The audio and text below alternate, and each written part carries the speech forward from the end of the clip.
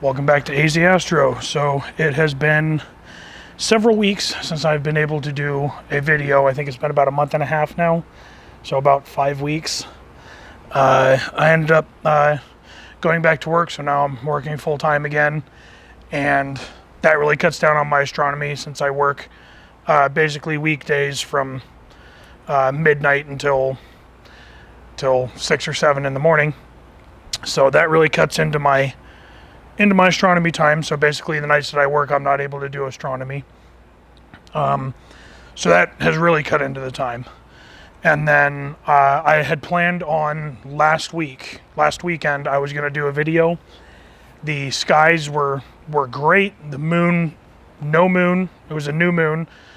But when I came out, it was supposed to be completely clear. But when I came out, and he goes, "Hi, Elliot. Say hi to everybody." "Yeah. Say hi to everybody, Elliot." "Yeah, you go boy. Yeah, I love you." So when I came out, I noticed a bunch of clouds in the sky. It turns out that the entire sky was filled with smoke. So here in Arizona right now, and it's actually still burning, the only reason that it's clear tonight is because the wind is blowing towards the southwest, I do believe. Southwest of where we are is Superior, Arizona and Globe, Arizona. And both of those areas are on fire and have been for about a week, a little over a week now. So last weekend when I came out, the sky, it looked like storm clouds because the smoke was so thick.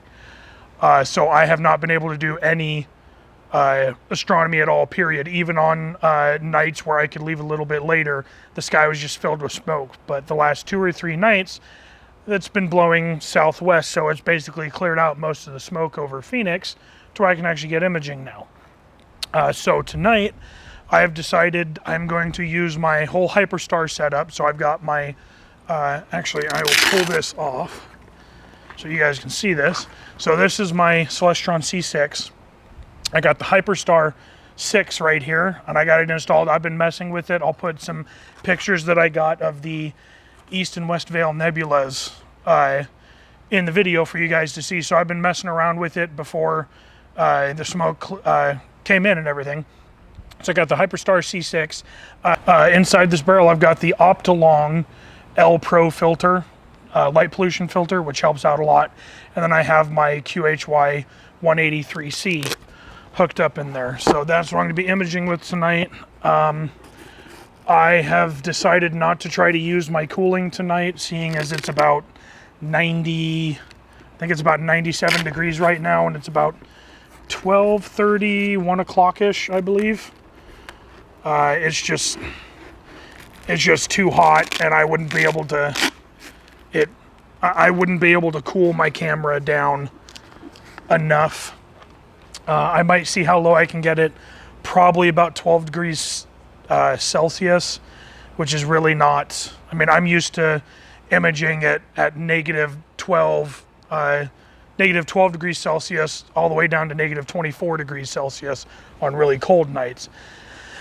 Fortunately, cooling of the camera is not imperative, as I am going to be taking 30-second exposures, because this is a Hyperstar. So this, with the whole Hyperstar conversion on this C6, I'm basically working with a 300 millimeter focal length with an f1.9.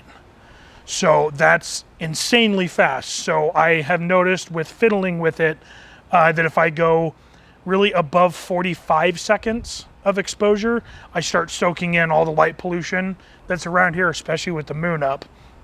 So I've found that between 30 seconds and 45 seconds, they're pretty much the same image. I'm not getting any more information in a 45-second exposure than I am in a 30-second exposure. So that's why I'm doing 30 seconds.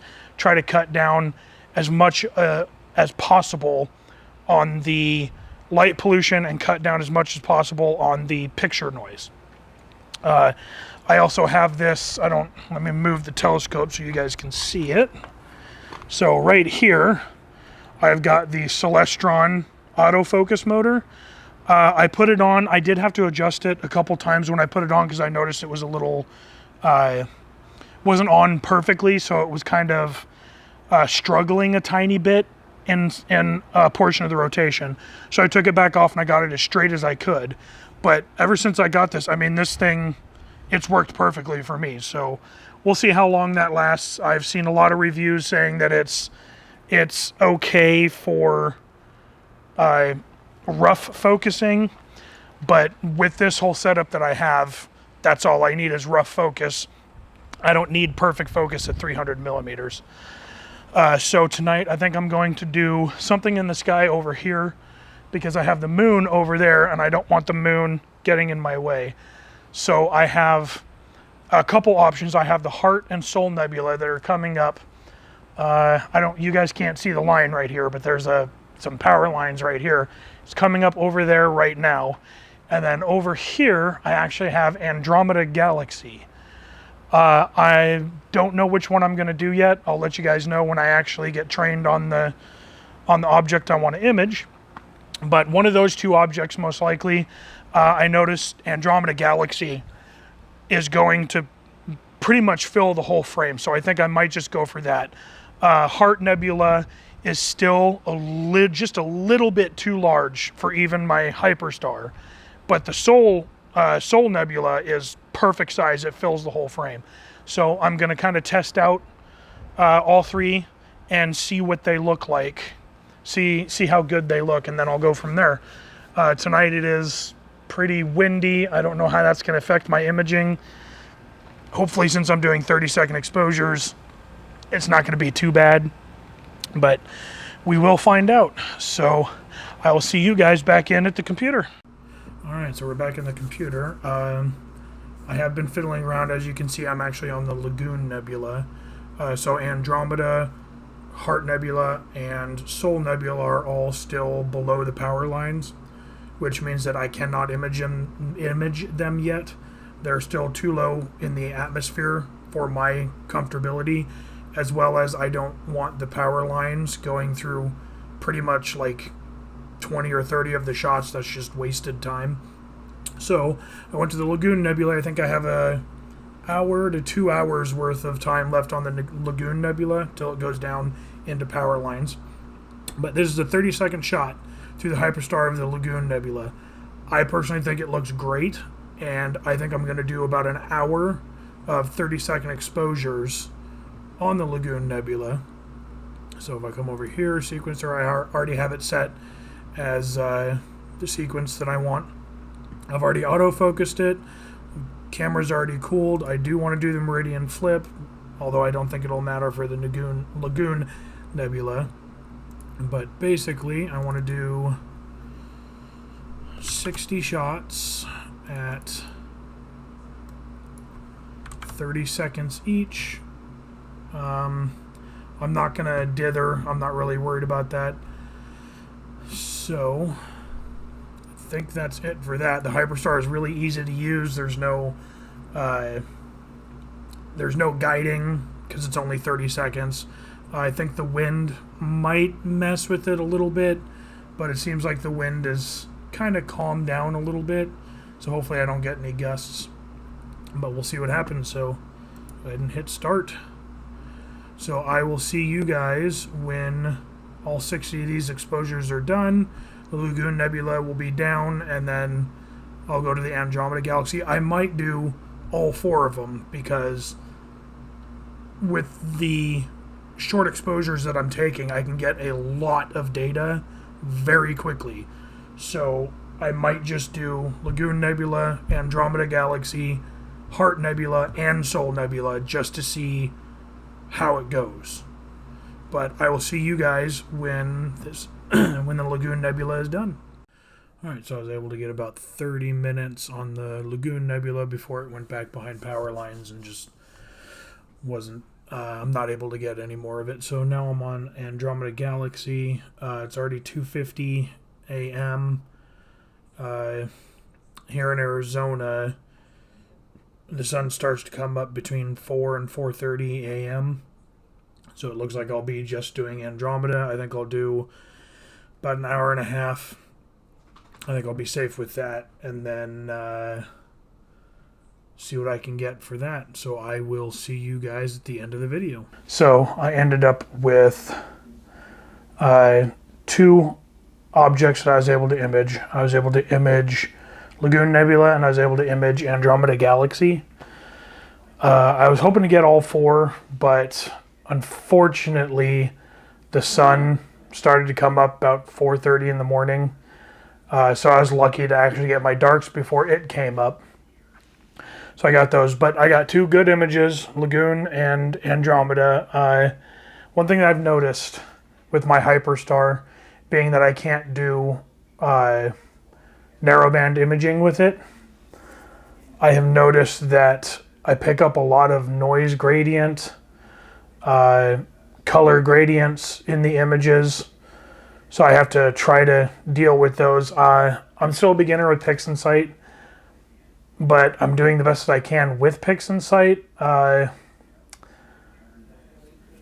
going to try to watch some videos, see if I can't figure out how to get rid of the color, the different colors. Like there's portions of it that'll be purple, and then like some yellows and some blues, and it just really nasty colors everywhere. I know I did dynamic background extraction. That helps out a lot, but it doesn't get rid of all the colors. But I'll get that figured out. So luckily, I was able to get those images on a day that I was actually able to image. So as I said at the beginning of the video, I've gone back to work full time. So that has really cut out basically 5 nights worth of imaging for me every week. So that takes up the entire night. So I only have the weekend to image now, which is fine. But once that started, it took me about a month to get back in the rhythm of doing it. So I wasn't able to image for about a month trying to get back into the rhythm. And then for the last 2 weeks, Arizona has had a lot of fires right outside Phoenix. So we had 2 fires. I believe they've been contained. I'm not 100% sure. But the fire that was over by Globe, there were 2 fires there, the one by Globe and the one by Superior. I'm pretty sure they merged into one big fire. And last time I checked, which was yesterday, it said that they were just mopping up, I guess. So I assume they got the fire under control, so that one's done. But we have another, from what I've heard, like 24 more fires going on in the state. There's a fire up in Flagstaff. There's a fire over by Payson. There's a fire in Sedona. They're just all over the place. So we've been battling that as well. So for 2 weeks straight, because of that Superior Globe fire, the winds actually blew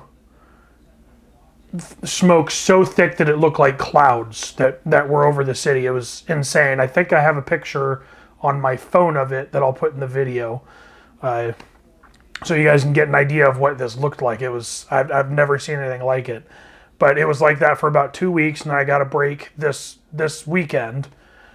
I was able to get a break, and I was actually able to image for just one night. So now I would be imaging tonight, but now the skies are all full of clouds. There's supposed to be thunderstorms rolling in tomorrow morning, and then it clears up again. But we'll see what I can do. So hopefully I'll be able to make videos more often for you guys, because I know a month and a half, that's a long time to not be able to image. It sucked. I actually had to update PixInsight, I had to update Nina, I had to update all my drivers. It's amazing how everything gets updated when you stop using it.